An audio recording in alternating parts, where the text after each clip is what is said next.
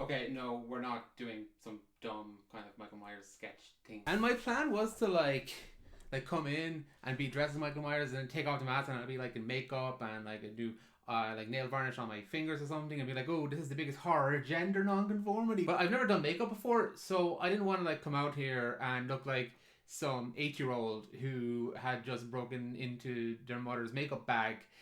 So I didn't really want it to be moralized on the internet. Maybe some other Halloween it's like the best time to do shit like that. So anyone who has tips how to put stuff on, let me know. Alrighty then. Halloween 2. Not the 1981 film, which takes place mostly in a hospital. Not the sequel to Halloween 2018, which is called Halloween Kills, which also primarily takes place in a hospital. The 2009 Rob Zombie film, which also takes place in a hospital. That was a bad idea. So this film was not a hit, especially in comparison to its prequel, also directed by Rob Zombie, where it didn't gross like nearly as much and it was also very critically lambasted. It effectively put the franchise on ice for the longest period of time. There hadn't been a Halloween movie, which was about 9 years before the 2018 film was made. Now, I think the film is pretty terrible, but I think there's one change they could have made to make this way more thematically cohesive, both with something the franchise has been playing with for years and for what Rob Zombie was experimenting with while making these films. But we'll get there. First, let's talk about what are the Halloween films about? His family. Tank's incredibly tiringly overused meme. They're about family, right? Right? I mean, Michael kills his sister in the original film. We introduced the idea of Laurie being his sister in the sequel. The third one is the only one without Michael Myers actually in it, but it does look at strange family, or a big team that they play with. Halloween 4 was when they ran out of Jamie Lee Curtis dollars, so they brought in a daughter for Laurie that took over the Michael's obsession with the niece, and that went on to Halloween 5 and Halloween 6. 4, 5, and 6 culminate in the Jamie trilogy, where the 6th one you find out that Michael has a curse on him in the rather appropriately titled Halloween, The Curse of Michael Myers, or whatever the fuck was going on in that film. H2O finally gets back those Jamie Lee Curtis dollars, where she returns to face off her brother once again, so that's a big team in it. Resurrection is the only one that doesn't kind of fit here. We do have Laurie at the beginning of it, but it mostly follows a weird trend and is also the absolute worst of the franchise, probably. The Rob Zombie films absolutely hone into this family stuff, where we're expanded more on Michael's family and his relationship with them and how they fuel him and shape him. And then the sequel focuses more on Laurie and realizing her own family connection and what that means to her in relation to her brother. So the series has always been about family, right? Not necessarily. Not in the way I see it. And I think we need to look back at the original Halloween to focus in on this. And don't worry, we will get back to my point about Halloween 2, 2009, eventually.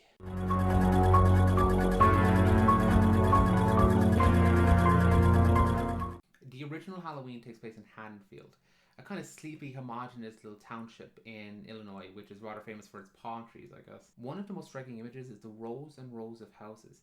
It's very suburban and really hits on the anxiety that really makes it stand out. Good horror makes us scared. Great horror makes us realize fears we never realized we had. The textbook image of the American suburbs came up after World War II, where during the Truman administration, certain policies allowed people to buy affordable housing, including guaranteed education for veterans. Development to build everywhere to sell off this bright, well-off new tax bracket, which this dream of this suburban as nightmare fuel.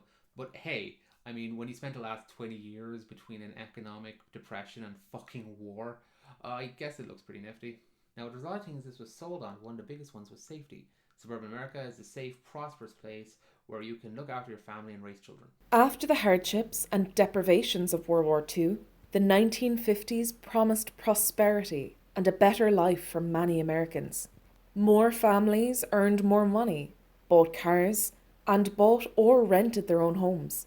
New government home construction and mortgage programs helped draw builders and white residents away from aging cities. Massive new developments, such as Park Forest, Illinois, promised affordable housing, open spaces, safe streets, and similar neighbours. Depression and war had created a post-war housing crisis. To help make decent, affordable housing available, the federal government passed laws that encouraged suburban housing development. Middle and working class families rushed to buy or rent homes in the new developments. Early Park Forest residents found unfinished houses and muddy streets, but that didn't deter the moving vans. By 1950, more than 8,000 people lived in the 2-year-old development. By 1960, Park Forest had nearly 30,000 residents. This is, of course, horse shit, and that's not even taking into account that these homogenized areas really value the patriarchal system, which means that they're rife for exploitation in terms of abuse. A man was head of the household, a woman looked after children. Don't you dare question that. Also, the homogeneity surrounding these safety standards means that they were super racist. These laws either actively encourage or just outright barred non-white families from entering these suburban areas. I'll link resources if you want to look into this further. But this is the perception it gave, and with Wall, Illinois suburb having 30,000 residents by 1960, it was very quickly becoming a way of American life. So what happens when this underbelly, this darkness in suburbia, becomes a little more apparent? Keep in mind, while it's difficult to accurately pinpoint this stuff, this movie came up about 2 years before Ronald Reagan was voted in as the president, and America had a conservative White House for the next decade. While Reagan's win wasn't entirely done by fear, no president has won an election from one single issue. His tough on crime approach, which is affiliated with a lot of Republicans, was very appealing when, you look at the crime rate of cities like New York at the time. Man, I must have scared those white picket fences, huh? And it was also around the 80s the time the Satanic Panic picked up. I wonder if there's any parallels we can make for Trump's term as well.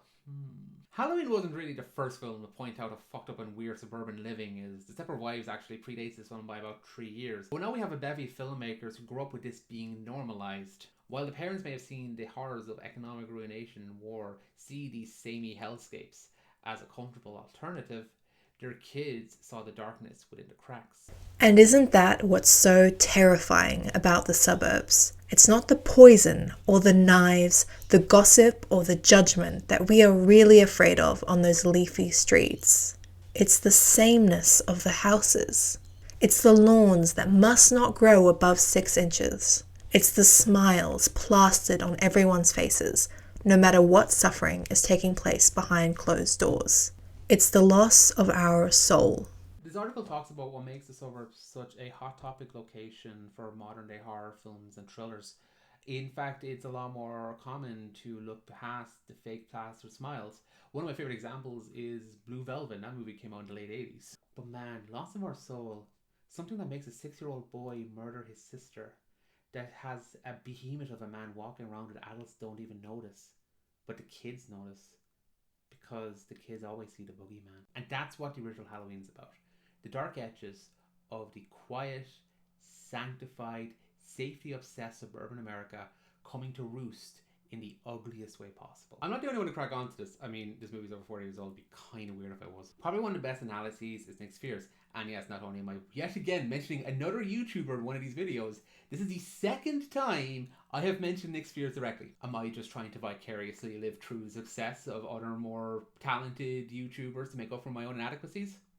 Yes. But also there's this blog post that brings up the suburban nightmare aspect of this film. At its core, Halloween is a suburban legend. A tale that any child growing up in a small town will recognise. There is a bad thing that happens. It happens on a bad night. It happens in a bad place. Ultimately, the scenario is replayed for the next generation to much greater and more gruesome effect. Despite the warnings of a modern-day Van Helsing, we have apparently learned nothing about the nature of pure evil. Michael is what he is, and nothing will stop that. Nothing. The idea of a suburban legend is so interesting to me. Michael killing his sister becomes a myth in this town, not even 15 years after it happened. Like, adults just dismiss it as tall tales, and yet it's the younger people who seem more clued in to what's going on in suburbia. A lot of the parents and adults are conspicuously absent or inept. The sheriff is a bumbling, lackadaisical dolt who doesn't take his job nearly as seriously and seems to blame all of this town's problems on kids. A lot of these people bought into a myth more dangerous than Michael Myers. The idea that suburbia is safe regardless for their children, so they can just go ahead and neglect them and not feel worried about it. The original, more than nearly all of its continuations, really hits on the idea that Michael is not human. He's a force, a shadow in the background, a shape. Hence his name in the credits. Lumos calls him the evil and constantly dehumanizes him. He knows. That's why Michael is always skulking in the shadows, awaiting to jump when you least expect it. Evil is coming home. It's interesting that the characters who see Michael constantly before his rampage are Tommy, the child who is constantly bullied and dismissed by others, and Laurie, the more innocent of her friend group. That also puts into focus Michael's victims. Everyone he intentionally goes after are teenagers. Teenagers who are a little raucous and bend the rules, but are otherwise harmless. Well, I mean, Bob is kind of sus. Okay, first I rip your clothes off, then you rip my clothes off, then we rip Lindsay's clothes off. Yeah, I think I got it. Perhaps it was a good thing Michael took him out. But yeah, the youth are punished for their debaucherous frivolity, especially teenage girls who are a constant target of this patriarchal American dream all these adults are constantly chasing. Hell, the two men killed in this film, Bob and the trucker that he stole from, seem like more a means to an end than anything. He goes after his sister after she fooled around with some guy, and then these three girls, two of them who are kind of more debaucherous and, you know, going after their teenage hormonal pursuits, and one of them who desires to do so to get past her shell and her discomfort and her insecurities. Laura is the purity that comes from this idyllic slice of Americana. Michael is the darkness. The one adult who warns them about this constantly is Lumos, and he is consistently dismissed both by medical professionals and law enforcement. But even he can't notice everything. He too has been socialized to ignore the ugliness within this perfect way of life. He misses Michael's car twice. Seriously, he's been standing in this bush for like hours. Can't he just turn his head to the right, see the car, for fuck's sake? But yeah, Halloween is not about a curse of a family. It's about the curse of this portrait-esque society where you ignore all the darkness around you until it encroaches in with you, and the methods you use to ignore it lead to worse and worse results as time goes on. Because in the end, Michael disappears. He doesn't get up and walk away. He's around us, skulking, breathing, living on this encroaching sense of darkness. We choose to push away, but it's always there whether we want it to be or not. Evil cannot be defeated that easily. That is, of course, if you ignore the sequels. And let's move on to that. Why did family become such an important topic after this one? Well...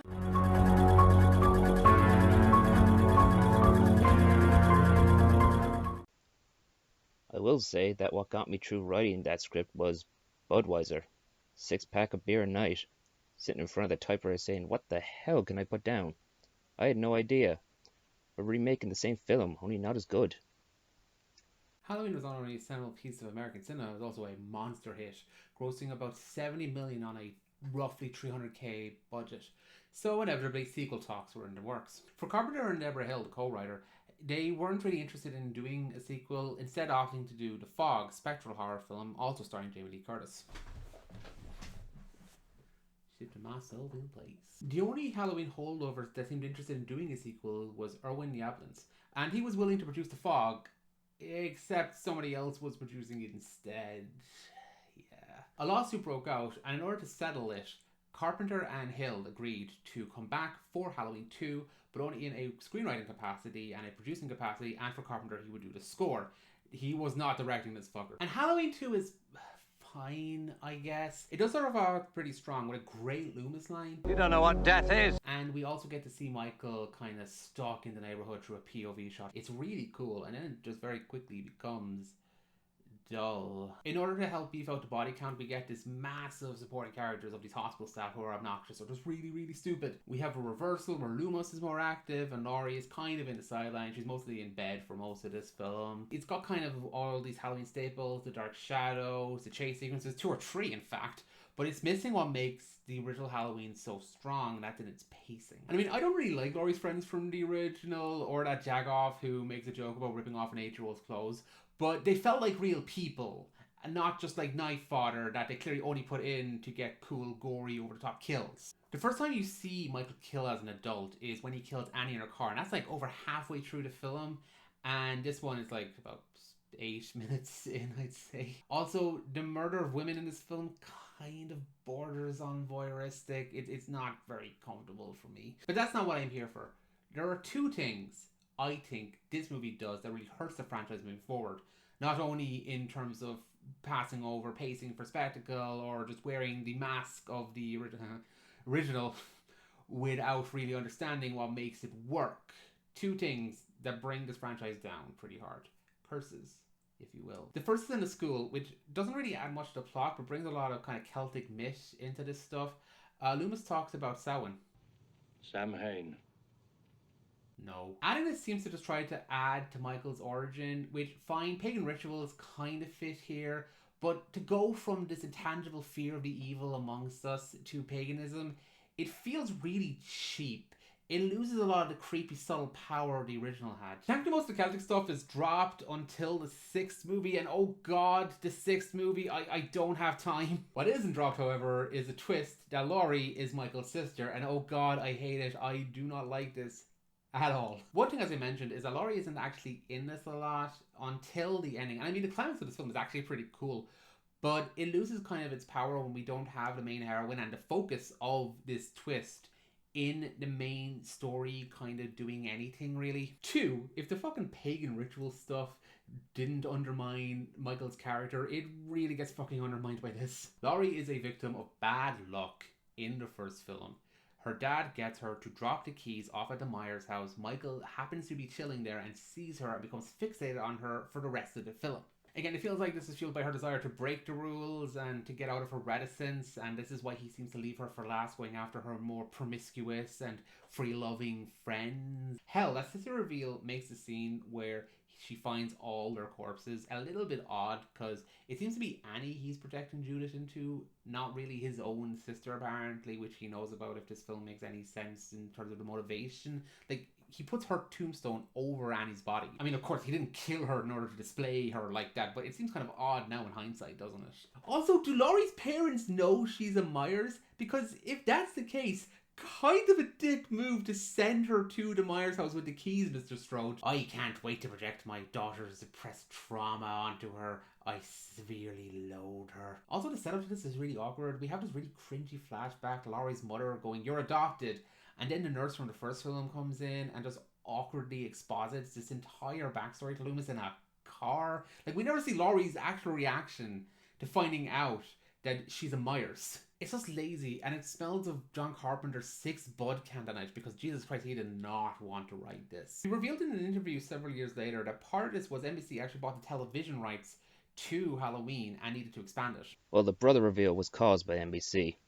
NBC purchased the rights to show Halloween on network television, but our movie was too short for them, so we needed to add some time. I think we had to add, 8 minutes or something like that?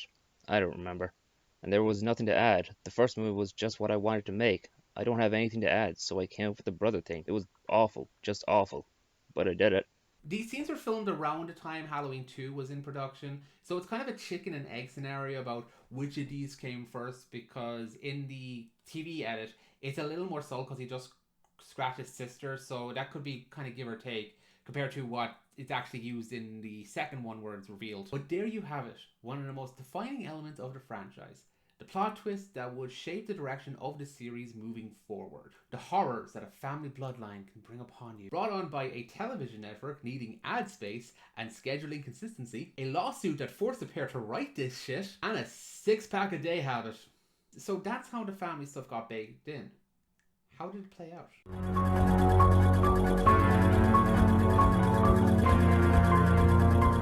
Look, I'm just going to do the zombie films now. Just because they do the most with the teams of family and stuff, and also I just don't want to drag myself through all that shit. Maybe sometime another video. I don't know. By the time 2007 came around, Carpenter and Hill had pretty much just gone from the franchise.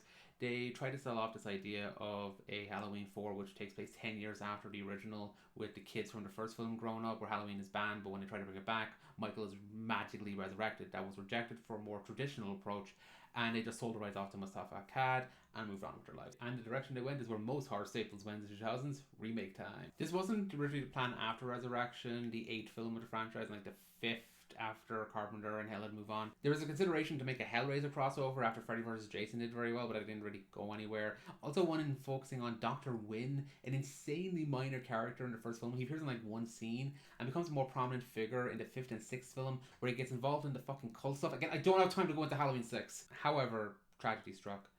On the 11th of September 2005, Moustapha Akkad and his daughter were attending a wedding when they got caught up in the 2005 Amman bombing. Both were killed. His death ended this run of Halloween sequels, and the franchise was left into the hands of his son Malik, where he took it into a different direction. In 2006, Rob Zombie was attached to direct, and there was going to be 30 minutes added as a prequel into the mind of Michael Myers and his family. Now, we've kind of long moved past the horrors of suburbia aspect of the original film, but one of the influences I didn't talk about was the rise of serial killers and the obsession with them during the 70s. Now, figures like Ed Gein had caught the public imagination. In fact, he was a huge influence for one of Halloween's predecessors, the Texas Chainsaw Massacre. And high-profile cases like the Zodiac Killer and the Manson family murders in the late 60s really riled up people's interest in serial killing. But arguably, the most famous killer of the 70s was that of Ted Bundy. I'll plead not guilty right now. Now, one of the most notable things about him was that he seemed on the surface really ordinary. Like, you could pass this dude on the street and not bat an eyelid. Like, a lot of people even found him attractive. Forensic psychologist Daryl Turner talked about Bundy's machinations to Insider.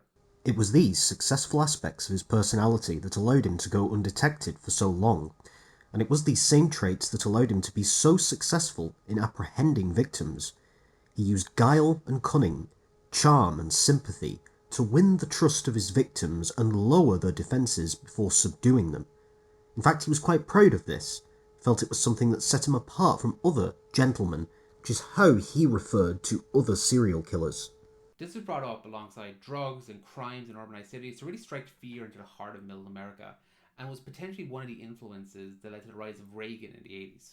The 1970s saw an extraordinary concentration of extreme serial murder and a concomitant increase not only in the news reporting of these crimes, but also in true crime treatments and the fictional representations of serial murder. The rising tide of serial murder can be attributed to events such as population increase, technological advances in the mass media, and an increasing tabloidization of news reporting. It also reflects what Philip Jenkins calls prevailing social and political currents, which in the United States at that time tended to be strongly conservative. Following a number of high-profile cases in the late 1970s, serial murder was seized upon and used for rhetorical purposes by the New Right movement. Halloween reflects that growing fear, the rise of this evil that takes on a mundane form. The both times we see Michael's face in the film was the first time after he killed Judith when he's a child, and later at the end of the film where Laurie pulled off his mask. At both times, he just looks like a guy, kid, young man. The mundanity and the fear of evil is not really something Zombie brings up in his films, but the serial killer aspect, the stuff about family, oh baby. Our discussion on serial killers has shifted over the last couple of decades.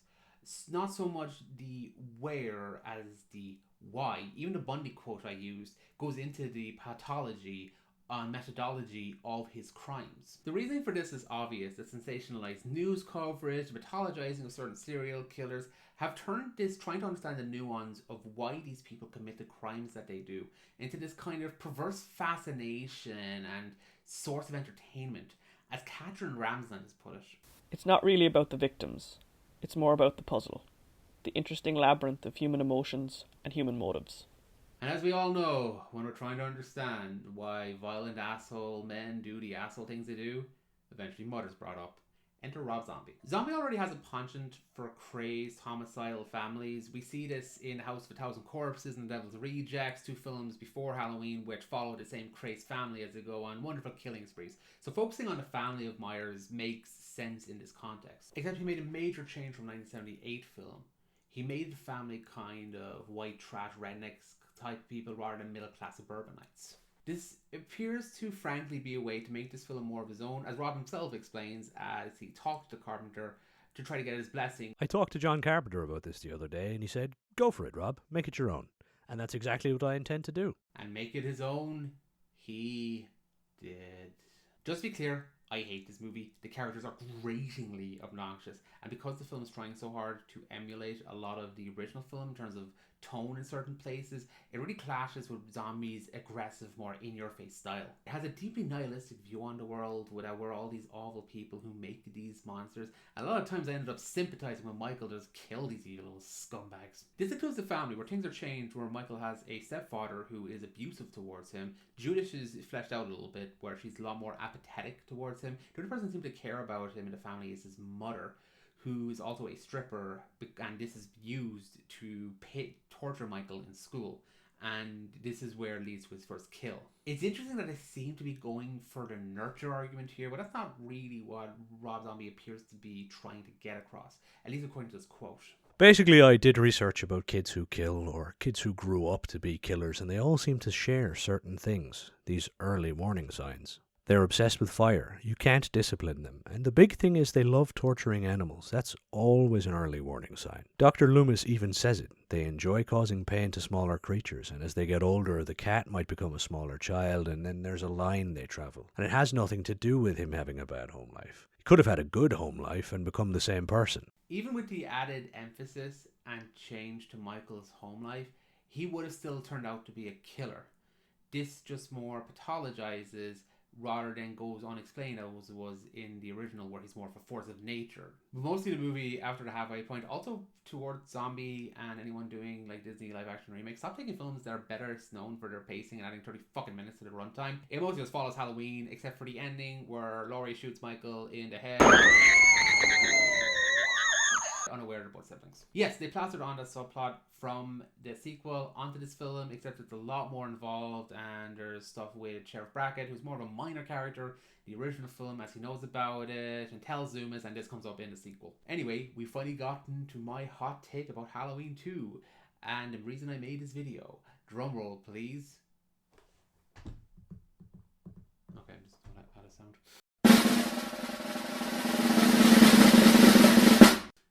Laurie should have been the killer in Halloween 2. Michael should have stayed dead.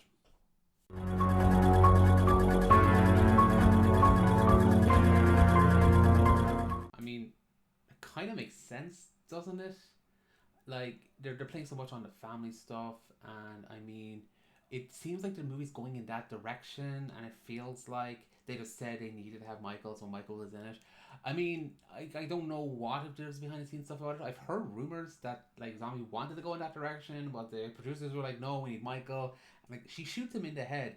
And I like our kind of original flavor, Michael Myers. This one seems a lot more human. He's just a big dude who's hard to hurt and kill. And I mean, sure, people were shot in the head before and survived, but they didn't walk out of an ambulance after it crashed when being declared dead. So Zombie was reticent to come back, and in fact they had other directors lined up to try to replace him. However, he was coaxed to return with the promise of creative freedom now that the story of the original film was out of the way. And oh boy, did he take that and run with it. With the first movie, there were a lot of bizarre constraints. It was a remake of someone else's film, so you're dealing with how much do you change it? How much do you leave alone? And I, like everyone else, was a big fan of Halloween, and that's how I originally perceived the characters, as John Carpenter had done them. So they were stuck in my head like that too. And it wasn't until later, after I had finished the movie, that I could really see where to take all of this. Now it's 100% me. I felt like the last movie was 50% me, 50% John Carpenter. Young Michael's world was all me. That had never come before. But once we go to Haddonfield with Laurie Strode, that was me filtering through the John Carpenter lens. One of the biggest contributions is the much larger emphasis on Laurie and her familial connection to Michael. How far does the apple fall from the crazy tree? If Michael is clearly insane, is Laurie a little fucking nuts too? In the first film, Laurie is the nice girl, and in this one, after all this shit has happened to her, she is definitely not. She is raging against life. Why is shit censored but not fuck? Lol. It's interesting and kind of worrying that by implication that family, heritage and blood kind of passes down these violent tendencies, which is hammered on the fact that mental illness is really poorly depicted in cinema in general. Also the stigma of family members who get levied with the horrible shit that somebody in their family committed. Now I'm aware I'm kind of doubling down and going against my want here, but it's important to note that it's not just Laurie's trauma that shapes her, it's all the secrets found out about her that kind of spirals her down out of control. It's no longer about nature, and even with the fragile state that she's left out of traumatization of the first film, it's the rationalization that leads her down this really dark and disturbing path. Another thing this movie brings up is this kind of psychic link between Laurie and Michael. Laurie starts seeing everything Michael does, including obviously killing people and like eating dead dogs. So I know it's kind of funny to me that Michael, this kind of relentless, unstoppable killing machine, has been living near this like field or whatever with these assholes for like 2 years, and the dialogue implies they've already told him off before. I guess the bullet to the head really dislodged something for a while. And this of course leads to the white horse, one of the most baffling and controversial decisions of this film. I kind of dug it. It's one of the more visually clever links between Michael and Laurie's psychosis, which isn't just a shared dream bullshit. And for those of you who are still confused by this, handily the movie just spells it out for you in like the opening shot. White horse, linked to instinct, purity, and the drive of the physical body to release powerful and emotional forces like rage, with ensuing chaos and destruction. The horse is Michael's desire. It's his rage and influence by the love he has for his mother and sister in his own weird, twisted way. And that horse travels. The purity and instinct go into his sister Laurie. His violence breaks her, and her inability to heal and cope turns her into something else. The white horse is our rage, our confusion, our reaction to the darkness around us. It leads us to the boogeyman. Here's what I would do. I'd keep most of the film relatively intact. I'd probably have Loomis's book come out a little earlier, so Laurie finds out way earlier on about her parentage. I would probably have it like be a pre-release sale or something, or that chapter gets leaked and drums up hype. I would also downplay Loomis significantly, because while I get what they're trying to do with him here, he's so gratingly obnoxious and annoying. Every scene he's in is just unpleasant. That's before he starts talking about beating women. Anyway, this revelation sends Laurie into a tailspin, and she starts having these really intense dreams about Michael. We'll keep like the Frankenstein guy there, and the stuff at a party, stuff that happened. Maybe the redneck stuff, not too sure. It could just be a dream, and stuff in the hospital is obviously a dream because he chases her in the thing, and so it's a dream anyway. The line between fantasy and reality is deliberately kept blurred, so we're not entirely sure where we're at. A huge plot point is that Michael's body goes missing. Maybe lose the scene where they crash into the cow. That was kind of dumb, or keep it to be a bit more of a dreamy thing, which they kind of do. It's hard to say. The film plays out pretty much how it is. Laurie is erratic, screaming at night, foul-tempered, getting into fights with Lois Lane, and, you know, getting really irritated and snipey at Annie, even though the Brackets took her in after her parents were killed. She sees visions of her mother and killed all around her. I might have Annie's death scene pulled back a little bit, because that doesn't really fall into this narrative that Laurie did it. Maybe have it shortly after her friend dies, when they keep making really annoying transphobic jokes around because she's dressed up like Frankenfurter. I said this movie was interesting, I didn't say it was good. Finally, she gets home. Michael kidnaps her like he did in the movie, and they drag her to that barn where Brackett and Loomis end up meeting there, and we have a standoff again. Maybe have Loomis feel a little bit more guilty, a little more obviously guilty about his involvement with this, with the book. Comes in like in the movie, and we see Michael's body just perched upright. Not sure why he's standing like this. Maybe Laurie did it. Like, we'll leave that to the imagination, you know. Dramatic license, as you will. The implication here, obviously, is that Laurie, in a fugue state, managed to find the body and steal him. You might have a flashback to explain that if you want. It's up to you. And we get more flashbacks to, like, seeing her perspective of how she killed all these people and how, like, the reaction. Like, there's that bit with Frankenstein where he, like, calls Michael Dorothy, which I guess is a masculating thing, but it makes a lot more sense if it's this like really small girl who's kind of walked in on him riding someone, and he gets really pissed off and says shit like that, and then she kind of goes mental and kills him. You can have her get shot again, not killed, and we end the same way with her in a mental hospital and her mother with the white horse beckoning her to come forward. And credits. And there we have it. Minimal changes to the movie itself, but we get kind of that whole idea of the evil amongst us bubbling up to the surface, as well as the family aspect way more played up. It kind of marries these two together. Because our family has a way of haunting us that makes us gaze into the abyss. And what gazes back is the shape of who we used to be. And in the Halloween world, that ends up with a body count.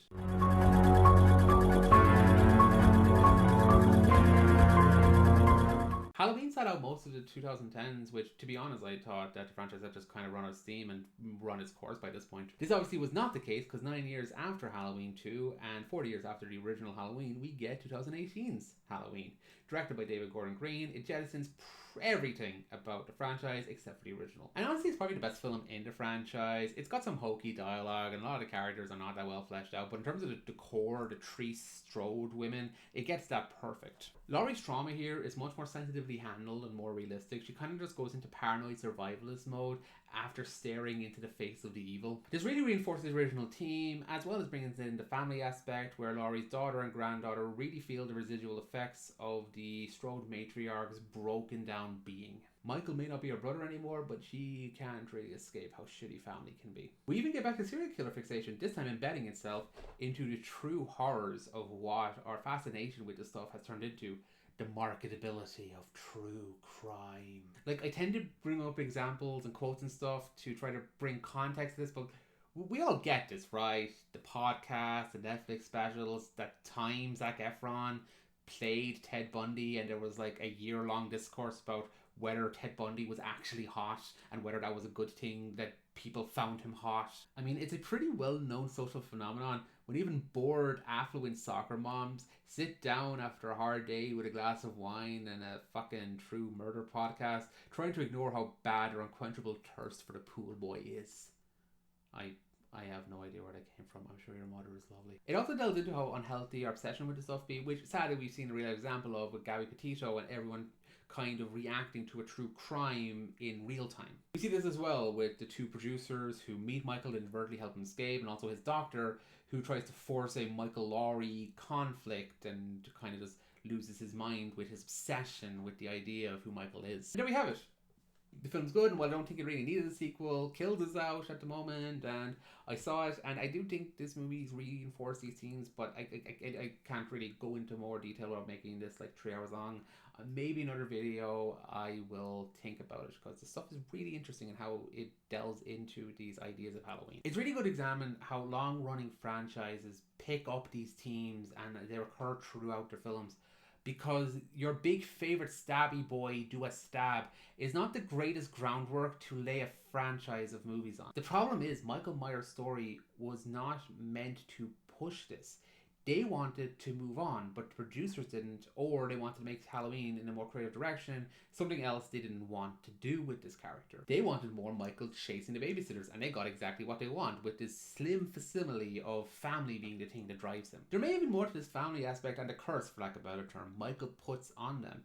This was nearly explored not only in Zombies film, but in Halloween 4, with the ending, a film that fans loved. Unfortunately, that was all undone by Halloween 5. A film fans don't love. They're caught with the need to keep Michael, so if they want to do this, they may as well just roll with the punches and continue our perverse fascination of and our willingness to look away from the darkness within humanity's heart. Carpenter is back. Sadly, Deborah Hill passed away in March 2005, but he's mostly sticking to composing and producing now. His influence is long gone, but I feel his fascinating insight into the darkness of suburban life and how it echoes is still present. After all, it's becoming a bit more of a trope. Halloween 2018 gave the boogeyman his voice back, a relentless killer piloting a man. It's our way of seeing shapes in places we do not wish to look, so much so that we'd rather look towards our relatives. Happy Halloween.